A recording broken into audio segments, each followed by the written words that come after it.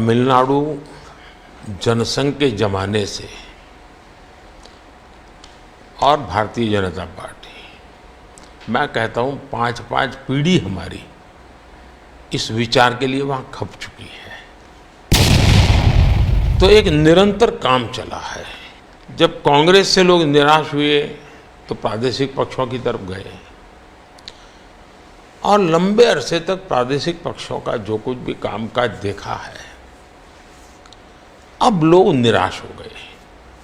निराशा के इस माहौल में उन्होंने दिल्ली में भाजपा की सरकार का मॉडल देखा, हिंदुस्तान में अन्य राज्यों में भाजपा की सरकार का मॉडल देखा, देश भर में जो तमिल बंधु रहते हैं उन्होंने अपने घरों में जाके बताया भी हम जिस राज्य में रहते हैं वहाँ तो ये हो रहा है। तो लोग स्वाभाविक तमिल प्रजा कंपैरिजन करने लगी कि जो हवा खड़ा किया गया था ये तो अच्छा काम कर रहे हैं। अब जैसे मैंने तमिल काशी संगम किया तो तमिलनाडु में डीएमके पार्टी वाले लोग ये तो पानीपुरी वाले करके मजाक उड़ाते थे, लेकिन जब तमिलनाडु के लोग काशी संगम कार्यक्रम में आए और काशी का रूप रंग देखा, उन्होंने कहा ये हमने तो जो सुना था ऐसा नहीं है, ये तो बहुत डेवलप दिखता है, बड़ी प्रगति हो रही है, आईटी का नेटवर्क दिखता है। तो सोचने का तरीका बदलने लगा और उसके कारण डीएमके के प्रति जबरदस्त गुस्सा पैदा हुआ है। मैं कल्पना नहीं कर सकता इतना बड़ा गुस्सा पैदा हुआ है। वो गुस्सा पैदा डाइवर्ट हो रहा है बीजेपी की तरफ पॉजिटिव वे में। और अन्नामलाई एक बहुत ही अच्छे आर्टिकुलेट है, यंग है, बहुत ही अपनी आईपीएस कैडर में बहुत बड़ी प्रतिष्ठित नौकरी छोड़ कर के आए हैं। दूसरा, लोग सोचते कि यार इतना बड़ा होनहार कैरियर छोड़ के आया आदमी तो डीएमके या डीएमके में चला जाता उसकी तो जिंदगी बन जाती, तो वो मानने नहीं गया, वो बीजेपी में आया। तो लोग आप यार ये बीजेपी में गया है मतलब कुछ मेटल है, कुछ अच्छे इरादे वाला इंसान लगता है, तो स्वाभाविक रूप से उसके आकर्षण का केंद्र बना है। और मेरी पार्टी की विशेषता है हम हर स्तर के हर छोटे मोटे कार्यकर्ता जिसमें क्षमता है उनको अवसर देते हैं। हमारा कोई परिवारवादी तो पार्टी है नहीं, परिवार से चलित पार्टी नहीं है, जिन पार्टियों में of the family, by the family and for the family होता है, और इसलिए हमारे यहाँ तो हर एक को अवसर मिलता है। मैं समझ नहीं पाता हूँ कि जो व्यक्ति यूएन में जाकर के पहली बार दुनिया की सबसे पुरातन भाषा तमिल भाषा का गुणगान करता हो, किस आधार पर उस व्यक्ति को आप ऐसे आरोप लगा रहे हो? मेरा तो मत है, और मैं जब कपड़े अलग अलग राज्य के पहनता हूं तो उनको ये परेशानी हो रही है। मुसीबत उनकी है कि वो एक सांचे में देश को डालना चाहते हैं। हम तो विविधता की पूजा करते हैं, हम विविधता को सेलिब्रेट करते हैं। और मैं हमको हर एक को कहता हूँ, जैसे हमने कहा कि भाई डॉक्टर बनना है, इंजीनियर बनना, मातृभाषा में क्यों नहीं बन सकता है?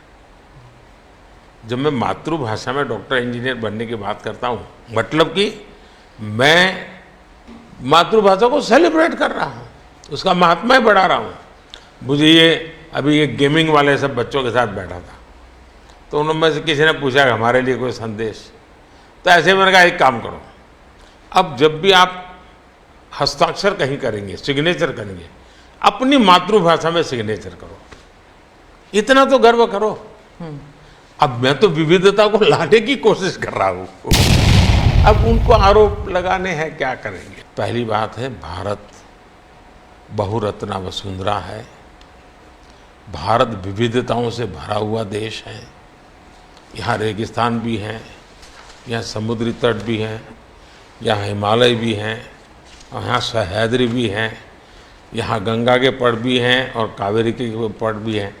तो भारत को टुकड़ों में देखना ये भारत के प्रति नासमझी का परिणाम है। अगर यही भाव होता, अगर आप हिंदुस्तान में देखें प्रभु राम के नाम से जुड़े हुए गांव कितने सबसे ज़्यादा कहाँ हैं, तो तमिलनाडु में है। इतने सारे गांव के नाम हैं कि उसमें राम तो होगा ही होगा। अब इसको आप कैसे अलग कह सकते हैं? किसको गले उतारेंगे आप?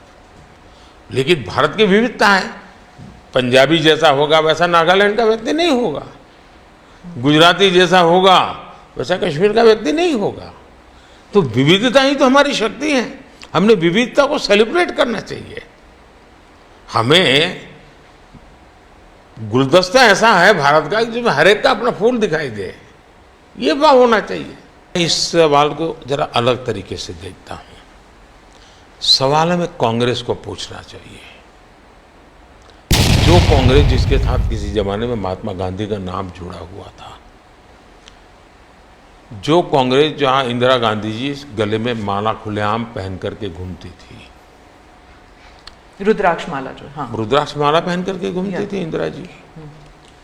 सवाल कांग्रेस को पूछना चाहिए कि तुम्हारी क्या मजबूरी है कि सनातन के खिलाफ इतना जहर उगलने वाले लोगों के साथ तुम क्यों बैठे हो भाई?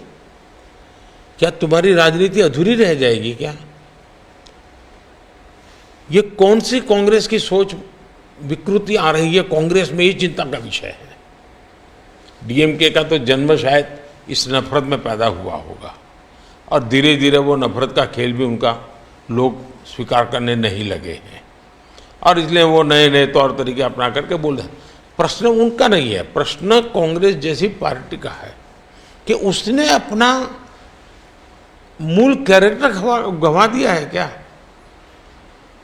जब संविधान सभा में जो लोग बैठे थे तो ज़्यादातर गांधीयन लोग थे, ज़्यादातर कांग्रेस की विचारधारा से जुड़े हुए लोग थे और पहला संविधान बना, उसके हर पेज पर जो पेंटिंग है रामायण, वो सनातन की ही परंपरा से जुड़े हुए हैं। तो आपका संविधान बना, उस संविधान में सनातन का गौरव का हिस्सा था और आज सनातन को इतनी भयंकर गालियां देने की हिम्मत हो और आप उनके साथ चुनाव की राजनीति करें, उनके साथ मंच साझा करें। मजबूरी कांग्रेस की, ये देश के लिए चिंता का विषय। पहली बात है कि इसका राजनीतिकरण किसने किया और इसको आज की घटनाओं से मत। जब हमारा जन्म भी नहीं हुआ था, हमारी पार्टी पैदा भी नहीं हुई थी, उस समय अदालत में ये मामला निपटाया जा सकता था, समस्या का समाधान हो सकता था। भारत विभाजन हुआ तो विभाजन के समय ये तय कर सकते थे चलो भाई इतनी इतनी चीज़ें ऐसा कर लो, वो नहीं किया गया। क्यों? कि एक ऐसा हथियार हाथ में है जो हथियार वोट बैंक पॉलिटिक्स के लिए मजबूती का एक दांव है, इसलिए उसको पकड़ के रखा गया और बार बार उसको भड़काया गया। अब जब ये अदालत के अंदर मामला चल रहा था, अदालत में अभी जजमेंट ना आए वहां तक कोशिश की गई। न्यायिक प्रक्रिया से होना चाहिए तो हमारा संविधान हमें कहता है और सरकार की तो जिम्मेवारी है, लेकिन उसमें भी अड़ंगे डालना, ये क्यों? क्योंकि उनके लिए ये राजनीतिक हथियार था ऐसे लोगों के लिए। और देखिए राम मंदिर का, ऐसे लोग हैं राम मंदिर कर रहे हैं, तुम्हें मार देंगे, ऐसा करके वोट बैंक बनाने का एक तरीका था। अब हुआ क्या, राम मंदिर बन गया तो उनके हाथ से वो मुद्दा ही चला गया।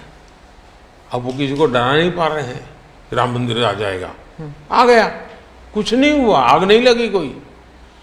दूसरा इनकी प्रकृति, आप सोमनाथ मंदिर से लेकर के अब तक की घटनाएं देखिए, वे भारत की मूलभूत आस्थाएं, भारत का मूलभूत जो पिंड है उसके प्रति नेगेटिविटी लेकर के ही देश में वो अपनी बात है। अब सोमनाथ मंदिर को क्या प्रॉब्लम था? सरदार पटेल थे, डॉक्टर राजेंद्र बाबू को जाना था, वहां तो न जनसंघ था, न भाजपा था, न आरएसएस थी, न कोई लड़ाई थी, लेकिन उन्होंने मना कर दिया जाने। वो जो नेहरू जी की जो चिट्ठी थी, हाँ, जो भी है।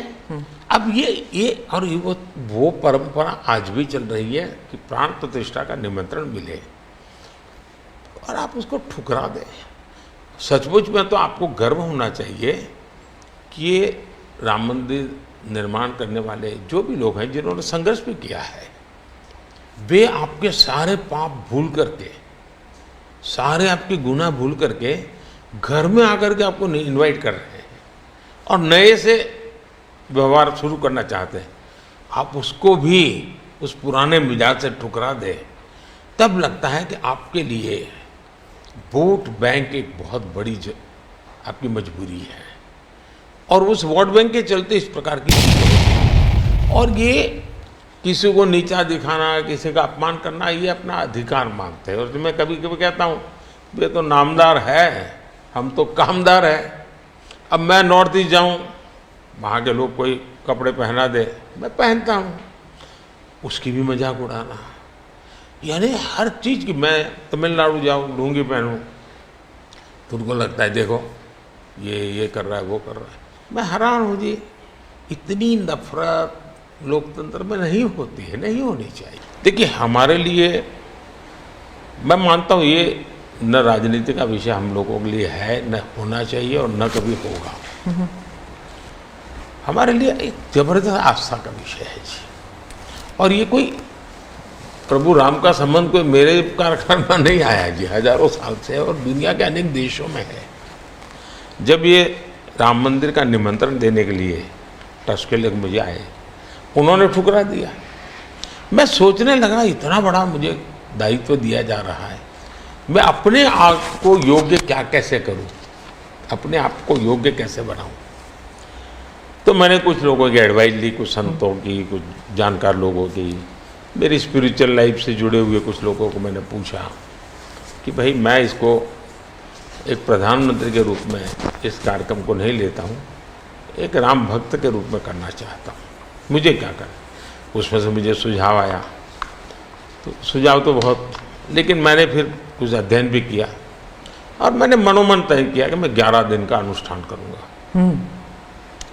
और मैं ज़मीन पे सोता था, नारियल के पानी पर रहता था, और तय किया मैं प्रभु राम जहाँ जहाँ गए थे उसमें जहाँ भी मैं जा सकता हूँ जाने का प्रयास करूँगा। और वहाँ मैं अपना, जब मैं श्रीरंगम मंदिर में गया, दक्षिण भारत में, हाँ, दक्षिण भारत में, और कंब रामायण का मैंने पाठ किया वहाँ, तब मुझे वहाँ के लोगों ने बताया कि साहब 800 साल पहले जब कंब रामायण की रचना हुई तो पहला पाठ इसी जगह पे हुआ। और मैं देख रहा सबके आंख में आंसू थे। ये जो मैंने अनुभूति की है साउथ में खास करके, यहाँ बैठे हुए लोगों को अंदाज नहीं आएगा जी कि क्या भक्ति है, क्या आस्था है और कितनी पवित्रता है उसमें। मेरा कार्यक्रम नोन नहीं था, मेरा काम तो ऐसा व्यक्तिगत था, लेकिन जो जन सामर्थ्य एक प्रकार से मुझे उनके भाव में अनुभव कर रहा था, तो मेरे लिए शायद मेरी स्पिरिचुअल जर्नी की एक बहुत बड़ा महत्वपूर्ण एक 11 दिन की घटना मैं देखता हूँ। मैं और राम मंदिर प्राण प्रतिष्ठा को मैंने बहुत गंभीर लिया था जी। मैंने एक इवेंट के रूप में नहीं लिया था जी, मेरे लिए वो इवेंट नहीं था जी। वो एक स्पिरिचुअल मूवमेंट था आपके लिए। मैं मानता, मुझे दिखता था वो 500 साल का संघर्ष, मुझे दिखता था 140 करोड़ लोगों की श्रद्धा, सपने, और देश के गरीब गरीब लोगों ने पाई पाई देकर के मंदिर बनाया है जी। ये मंदिर 3 चीजें मैं देखता हूँ। एक, 500 साल का अविरत अखंड एक निष्ठ संघर्ष, लाखों लोगों का एक काम के लिए बलिदान। दूसरा, लंबी न्यायिक प्रक्रिया, इतने सालों की न्यायिक प्रक्रिया, और न्यायिक प्रक्रिया के हर तराजू से तुल करके निकला हुआ, कसौटी हुआ। दूसरा, टेक्नोलॉजी का उपयोग, ASI के द्वारा उसकी खुदाई, सबूत, ये एक बहुत बड़ा। और चौथा, हिंदुस्तान के कोटि कोटि लोगों ने 1-1, 2-2, 5-5 रुपया जो भी दे सकते हैं दे करके ये मंदिर बनाया है। ये मंदिर सरकारी खजाने से नहीं बना है। ये ऐसे पहलू हैं कि जो भारत के स्वाभिमान को, भारत के सामर्थ्य को, भारत के सपनों को, भारत के संकल्प को और भारत के आने वाली पीढ़ी को बहुत बड़ी प्रेरणा देने वाले हैं। ये कहता है, और जो मैं खुद भी फील करता हूँ, कि ये माँ भारती का बेटा है, ये माँ भारती का संतान है। उससे ज़्यादा न लोग मुझे मेरे लिए सोचते हैं, न ही मेरे लिए बोलते हैं।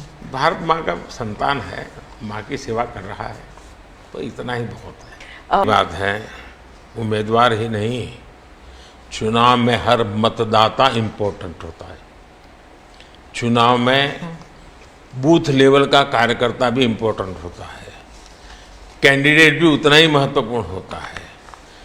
और इसलिए ये कह देना कि और किसी का महत्व नहीं होता है, ये वरना इतना बड़ा चुनाव हो ही नहीं सकता है जी, तो बहुत महत्व होता है। जहाँ तक गारंटी का सवाल है, आज हमारे यहाँ दुर्भाग्य से शब्दों के प्रति जो कमिटमेंट होना चाहिए, वो एक प्रकार से लग रहा है कि ये तो चलते का नाम गाड़ी, कुछ भी बोल दो, कहीं पर भी बोल दो, कोई जिम्मेवारी नहीं। अब आप देखा होगा इन दिनों एक नेताजी के पुराने ढेर सारे वीडियो बाजार में घूम रहे हैं और उनके एक विचार से दूसरा विचार कितना कॉन्ट्राडिक्टरी है। अब लोग एक साथ देखते होगा, अरे ये आदमी इतना हमें मूर्ख बनाता था, हमारी आंख में धूल झोंकता। अभी मैंने एक नेता का भाषण सुना, उन्होंने कहा एक झटके में मैं गरीबी हटा दूंगा। अब जिनको 5-5, 6-6 दशक देश का राज करने को मिला, वो जब आज कहेंगे कि मैं एक झटके में गरीबी हटा दूंगा, तो देश सोचता है ये क्या बोल रहे हैं जी। तो मुझे लगता है पॉलिटिकल लीडरशिप की क्वेश्चनेबल होती जा रही है। ऐसे में प्राण जाए और वचन न जाए,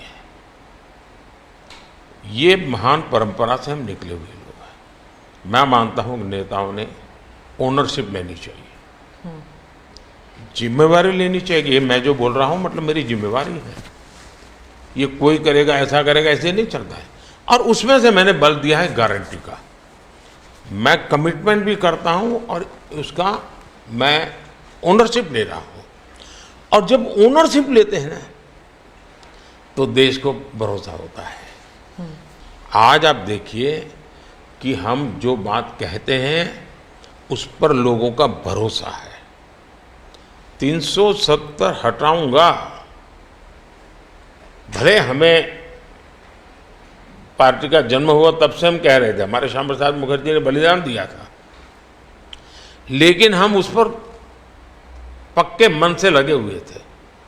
जब मेरा मौका आया, मैंने पूरी हिम्मत दिखाई, 370 गई और आज जम्मू कश्मीर का भाग्य बदल गया।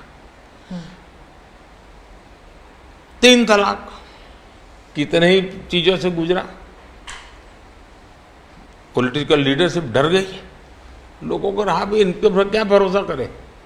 ये तो एक बार एक बोलते दूसरा, लोगों का भरोसा तब बनता है, कहेगा यार ये खुद खड़े रहेंगे, ये खड़े रहेंगे और जाना भी है तो जिम्मेवारी लेकर के जाएंगे कि भाई ये था, मैं सोचा था, नहीं कर पा रहा हूं, मैं जा रहा हूं वापिस। लेकिन भरोसा बहुत बड़ी ताकत होती है और भारत जैसे देश में ये भरोसा को मैं अपनी जिम्मेवारी मानता हूं और इसलिए मैं बार बार गारंटी ये कहता हूं। हाँ। और दरअसल मैंने कैसे किया कि मैं पिछले 2 साल से 2047 को ध्यान में रख के काम करता था और उसके लिए मैंने देश भर में लोगों के ओपिनियन मांगे, सुझाव मांगे। शायद 15 लाख से अधिक लोगों के मैंने सुझाव दिए हैं कि वो आने वाले 25 साल में हिंदुस्तान को कैसे देखना चाहते हैं। और मैंने सभी यूनिवर्सिटीज़ को कांटेक्ट किया, मैंने अलग अलग NGO को कांटेक्ट किया, संगठनों को, और 15-20 लाख लोग उन्होंने इनपुट दिया।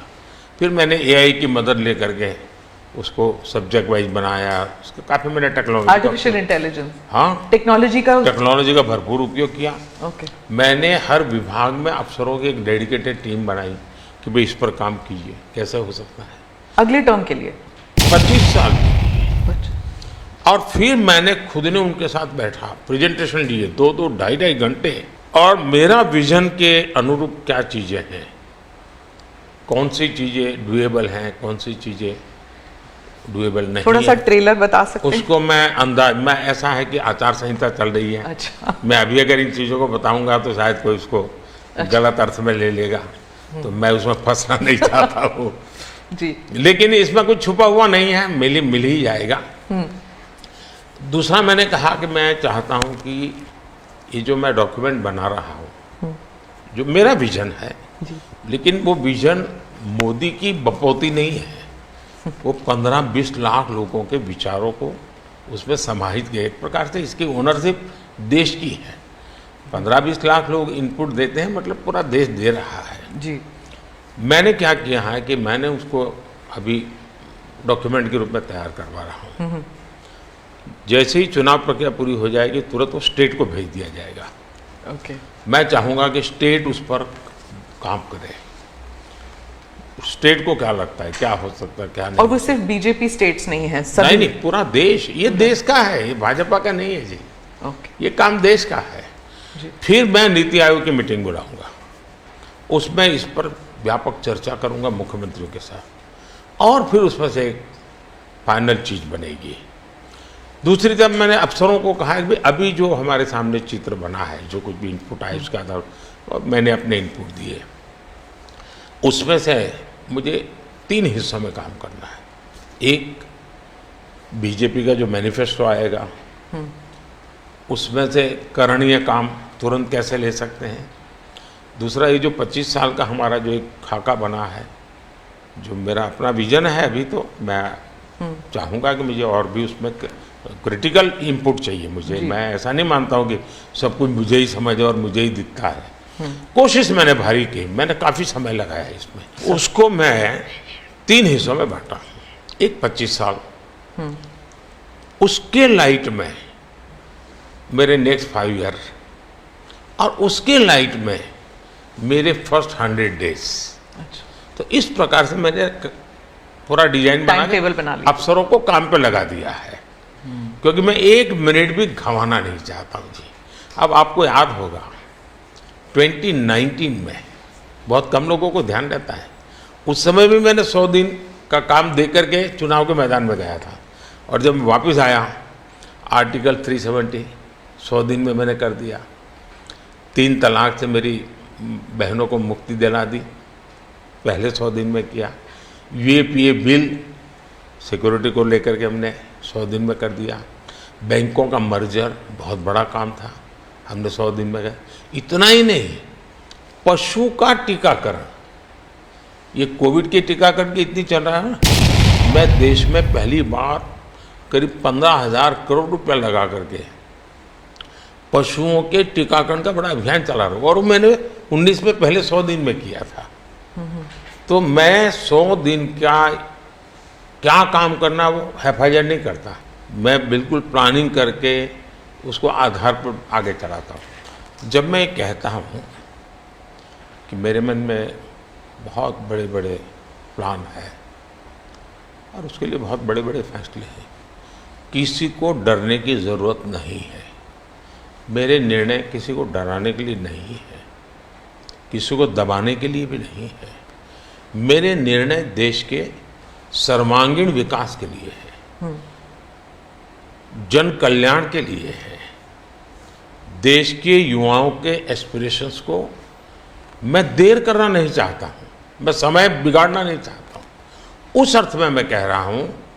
दूसरी बात है, ज़्यादातर सरकारों का स्वभाव होता है वो ये मिजाज में रहते हैं, हमने तो सब कुछ कर लिया, हम तो सब कुछ करते हैं। मैं नहीं मानता हूँ मैंने सब कुछ कर लिया है। मैंने ज़्यादा से ज़्यादा करने का प्रयास किया है, सही दिशा में जाने का प्रयास किया है, फिर भी बहुत कुछ है जो मुझे अभी भी करना है, क्योंकि मैं देखता हूँ मेरे देश की कितनी आवश्यकताएं हैं।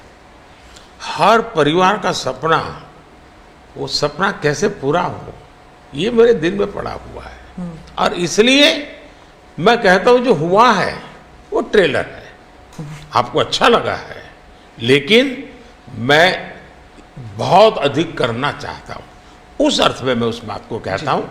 दूसरी बात है कि 2047 का जो विजन का सवाल है, एक तो मैं लंबे समय तक मुख्यमंत्री रह करके आया हूँ, और मैं अनुभव करता था कि बार बार चुनाव, आचार संहिता, किसी भी राज्य में चुनाव हो तो मेरे राज्य से 30-40 सीनियर अच्छे अफसर ऑब्जर्वर के नाते जाते थे। Election duty. तो 40-50 दिन तक वो बाहर रहते थे। तो मुझे एक चिंता रहती थी कि मैं सरकार कैसे चलाऊं, क्योंकि देश में ऐसे चुनाव होते ही रहते और मेरे ऑब्जर्वर जाते रहते। तो फिर मैंने सोचा कि मैं ये इसको वैकेशन नहीं मानता हूँ। मैं चुनाव होगा तो उस पीरियड को वैकेशन के रूप में नहीं लूँगा। मैं अफसरों को पहले से काम देता हूँ, भाई अगली सरकार के लिए ये काम करो। तो मैं उस समय भी 100 दिन का प्लान करता हूँ। 2047 को और 2024 दोनों को मिक्सअप नहीं करना चाहिए, दो अलग चीज़ें हैं। जब देश आज़ादी के 75 साल अमृत महोत्सव मना रहा था, उसी समय मैंने ये विषय सबके सामने रखना शुरू किया था, आज से 1-2 साल पहले। और मैं ये कहता था कि 2047 देश की आज़ादी के 100 साल होंगे। स्वाभाविक रूप से ऐसे जो माइलस्टोन होते हैं वो एक प्रकार से नया उत्साह भरते हैं, नए संकल्प के लिए व्यक्ति को तैयार करते हैं। और उस अर्थ में मेरा मत था कि एक मौका है, 75 साल पर हम खड़े हैं, 100 साल पहुंचने वाले हैं, इस 25 साल का सर्वाधिक उपयोग कैसे करें। हर इंस्टीट्यूशन, हर कोई अपना एक लक्ष्य बनाए। भाई मैं अपना गांव का प्रधान हूं, 2047 तक मेरे गांव में इतना तो मैं करूंगा। आरबीआई को मैं कार्यक्रम में भी गया, 90 साल का उनका कहा। तो मैंने कहा कि 10 साल बहुत महत्वपूर्ण है, आपके 100 साल होंगे, इस पर अभी से सोचिए। तो मेरे मन में 2047 ये भारत की आज़ादी के 100 साल और देश में एक प्रेरणा जगनी चाहिए। और आज़ादी के 100 साल अपने आप एक बहुत इंस्पिरेशन है, किसी व्यक्ति की जरूरत नहीं है। तो एक पार्ट तो वो है। दूसरा है 2024। 2024 ये चुनाव का हमारा जो क्रम है 5 साल का, उसके हिसाब से वो आया हुआ क्रम है। और मैं मानता हूँ कि चुनाव ऑल टुगेदर डिफरेंट थिंग है। एक तरफ इस चुनाव में आप देखते हैं, लोकतंत्र में चुनाव को हमने लाइट नहीं लेना चाहिए। ये एक बहुत बड़ा महापर्व है और इसलिए मेरा तो मत है कि उत्सव के रूप में मनाना चाहिए। उससे जैसे स्पोर्ट्स, उसका जब फेस्टिवल होता है, स्पोर्ट्स के इवेंट होते हैं, वो स्पोर्ट्समैन स्पिरिट को पैदा करते हैं। प्रतिस्पर्धा भी। जब खेल का मैदान होता है तो देखने वाले, खेलने वाले, स्पोर्ट्समैन स्पिरिट का एक एनवायरनमेंट क्रिएट होता है जो हमारे संस्कार बन जाते हैं। चुनाव का ये माहौल अगर हम उत्सव में पलट दें, लोकोत्सव बना दें, तो हमारी रगों में, डेमोक्रेसी आने वाली पीढ़ियों के रगों में वो संस्कार बन जाती है। और लोकतंत्र के लिए बहुत आवश्यक है कि लोकतंत्र ये सिर्फ संविधान की सीमाओं में नहीं बंधना चाहिए, हमारी रगों में होना चाहिए, हमारे संस्कार में होना चाहिए। और उस अर्थ में मैं 2024 को देखता हूँ। ये बात सही है कि हमारा 25 साल का विजन, और उसमें मैंने बहुत काम किया है। और ये आज कर रहा हूँ ऐसा नहीं है, शायद मैं जब गुजरात में था तब भी इन दिशा में सोचता था। अब देखिए 2024 का चुनाव तो देश के सामने एक अवसर है कि एक कांग्रेस सरकार का मॉडल और एक बीजेपी सरकार का मॉडल, उनका 5-6 दशक का काम, मैं उनके लिए बहुत खुला मैदान छोड़ता हूँ। 5-6 दशक का काम और मेरा सिर्फ 10 साल का काम। कंपैरिजन कीजिए, किसी भी क्षेत्र में कंपैरिजन कीजिए, अगर कुछ कमियां होगी तो भी हमारी एफर्ट्स में कमी नहीं रही होगी। दूसरा, मुझे 10 साल में 2 साल तो कोविड की लड़ाई में जाना पड़ा और आफ्टर इफेक्ट भी बहुत था। फिर भी आज हम कंपैरेटिवली देश को स्पीड कहो, स्केल कहो, सर्वांगीण विकास की बात करें तो वो कहें, सर्वसमावेशक विकास की बात कहें तो वो देखें, हर पैरामीटर पे आपको कांग्रेस के मॉडल से एक ऐसा मॉडल नजर आ रहा है कि हाँ, इस रास्ते पर हम चलेंगे इतनी गति से, और गति और बढ़ानी है मुझे। अगले टर्म में गति भी बढ़ानी है और स्केल भी बढ़ाना है, तो वो तो मेरा लक्ष्य ही है। दूसरा, आप देखेंगे कि जब देश चलाने की देशवासी जिम्मेवारी देते हैं तो आपका सिंगल माइंडेड फोकस होना चाहिए। देश के लोग दुर्भाग्य से पहले की राजनीतिक कल्चर ने परिवार को कैसे मजबूत बनाना, परिवार की जड़ों को कोई उखाड़ न दे, उसी में शक्ति लगाते रहे। जबकि मैं देश मजबूत इसी एक लक्ष्य को लेकर के काम कर रहा हूँ। मेरी सरकार पूरी उस लक्ष्य को लेकर काम रहेगी। और जब देश मजबूत होता है तो हर कोई उसका बेनिफिशियरी संतोष अनुभव करता है। हाँ यार, कुछ तो हो रहा है, मेहनत तो कर रहा है, ईमानदारी से कर रहा है, इन चीज़ों का इम्पैक्ट होता है। तो 2024 ये चुनाव है और चुनाव का मैदान है, तो हम एक अपने ट्रैक रिकॉर्ड को लेकर के गए हैं और वे अपने ट्रैक रिकॉर्ड को लेकर के आए हैं।